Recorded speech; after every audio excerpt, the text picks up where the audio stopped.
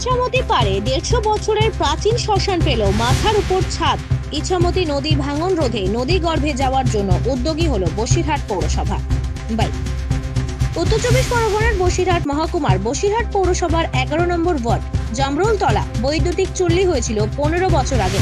সীমান্ত থেকে সুন্দরবনের 35 লক্ষ মানুষ তাদের পরিবারের কেউ মারা গেলে এই শ্মশানে দাহ করতে আসতে হতো। 150 বছরের পুরনো এই শ্মশান বহু ইতিহাস সংস্কৃতি জড়িয়ে রয়েছে। আদলে এখানে 3টে জায়গায় যাতে দাহ করা যায়, মানুষ যাতে কষ্ট না পায়, মানুষের যাতে কোনো সমস্যা না হয়, তার উপরে শেড নির্মাণ করা এবং এই জায়গাটাকে রিনোভেট করে নতুনভাবে মানুষের কাছে, বসিরহাটের মানুষের কাছে পৌঁছে দেওয়াটাই বসিরহাট পৌরসভার চেয়ারপারসন এবং বসিরহাট পৌরসভার সমস্ত কাউন্সিলর তথা আমাদের কাজ।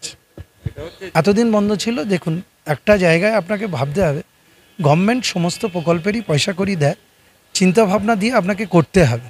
আমরা গভর্নমেন্টকে জানিয়েছিলাম যে এইরকম একটা মানুষের অসুবিধা হচ্ছে, তা সেই জায়গায় গভর্নমেন্ট আমাদের এইটা করার জন্য অনুমোদন দিয়েছেন এবং বসিরহাট পৌরসভা তার অর্থ থেকে সেই জিনিসটা নির্মাণ করতে সক্ষম হয়েছে। এর পাশাপাশি আপনাদের জানিয়ে রাখি, এই শ্মশান শুধু নয়, বসিরহাটের শহরকে রক্ষা করার জন্য বসিরহাট পৌরসভার চেয়ারম্যানের সঙ্গে আমরা সবাই মিলে বসে, বসিরহাট পৌরসভার কাউন্সিলর থেকে শুরু করে সবাই মিলে বসে মাননীয় মুখ্যমন্ত্রীর কাছে আমরা আবেদন রেখেছিলাম যে বসিরহাট ইছামতির যে পার গড়ছে আর যে পার ভাঙছে, এই যে শ্মশানের এই জায়গাটাকে নদীর ড্রেজিং করে যাতে ঠিক করে দেওয়া যায়, নদীর পলিকে কেটে যাতে বসিরহাট শহরকে বাঁচানো যায় তার ব্যবস্থা করতে তিনি মাননীয় ডিএম জেলা শাসক তার স্যারের মাধ্যমে, ডিএম স্যারের মাধ্যমে আমাদের এসডিও স্যার এবং সবার উদ্যোগে বসিরহাট পৌরসভার মাধ্যমে আজকে গতকাল থেকে আপনার এই ড্রেজিংয়ের কাজ শুরু হয়েছে নদীতে। আশা করা যায় যে মাননীয় মুখ্যমন্ত্রীর যে বসিরহাটের মানুষের প্রতি যে সহানুভূতি এবং তার যে এই যে মানুষকে বাঁচানোর যে প্রতিনিয়ত যে ব্যাপারটা, সেটাও বসিরহাটের মানুষ পেলেন তার মাধ্যমে এবং বসিরহাটকে আরও সুন্দর করার লক্ষ্যে মাননীয় মুখ্যমন্ত্রী সবসময় বসিরহাট পৌরসভার সঙ্গে আছেন, সর্বোচ্চ আছে।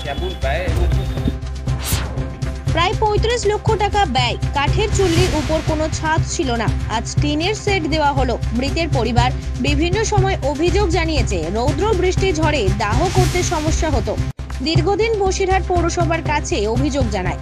এই বিষয়ে বসিরহাট পৌরসভার চেয়ারম্যান অদিতি মিত্র রায় চৌধুরী মুখ্যমন্ত্রী মমতা বন্দ্যোপাধ্যায়কে বিস্তারিতভাবে জানান। মুখ্যমন্ত্রীর স্বপ্নের প্রকল্প বৈতরণী মধ্য দিয়ে এই সংস্কার করা হলো।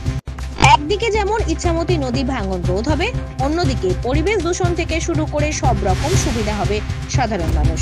চেঞ্জ করতে চাইনি, তো তার নামটাই আমি প্রতিষ্ঠা করতে চেয়েছি। এটা 6 মাস মতো সময় লেগেছে আর অ্যাপ্রক্স ওই 30 থেকে 35 লাখ টাকা মতো খরচা হয়েছে। বসিরহাটে শ্মশানযাত্রী বসিরহাটে তো এখন আমাদের পপুলেশন 1.5 লাখ, কিন্তু তার সাথে পঞ্চায়েত আছে, অন্যান্য পৌরসভা আছে, আমাদের এখানে 2টো ইলেকট্রিক চুল্লি আছে।